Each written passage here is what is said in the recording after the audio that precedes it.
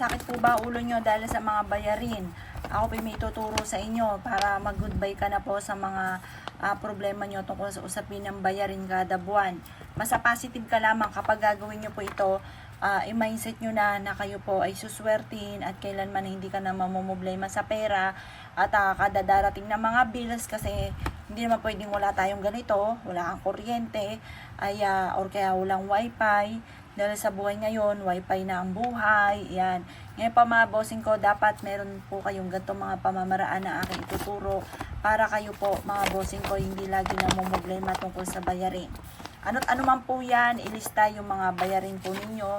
Pwede nyo po itong gawin. Teka lang pa, bukod po dyan. Halimbawa, may utang ka sa credit card.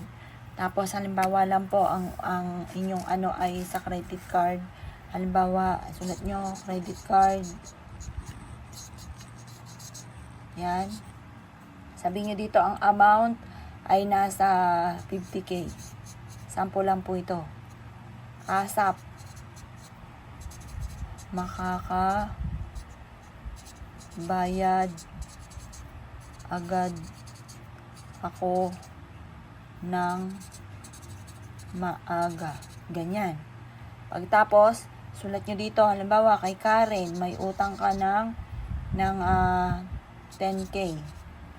Bukas, mababayaran ko na si Karen. Ganon po mga bossing ko ha. Huwag kang gagamit na sana direct to the point ang pag-wish. At pagkatapos mga bossing ko, eto, yung ating bills, yan. Sample lang po yan.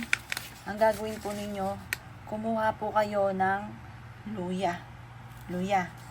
Yan. Ngayon, painitan nyo to sa liwanag ng sinag ng araw. Tapos, mga bossing ko, gawin nyo to ng mga bandang alas 7. Pero pwede rin to gawin nyo Tuesday or Friday.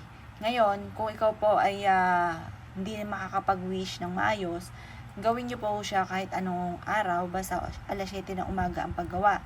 Ibilag nyo siya sa sinag ng araw. Pagkatapos, ito po ay itatali ninyo, tutupiin nyo po siya. Itatali nyo sa may main door. Yan, tali nyo lang po ito. Tutupiin nyo po siya, tapos tatali nyo sa may main door. Kulay pula yung panali, or kaya dilaw, or kaya po ay berde. Pwedeng sinulid, pwede rin po yun. Basta sa pinakataas ng inyo pong main door ninyo siya itatali. Or sa may pintuan, pero sa pinakataas nyo siya itatali. Mapapansin ninyo kung hindi nyo pa ito nagagawa, mapapansin ninyo kada buwan na dumarating, mabilis ka makakabayad ng mga utang po ninyo.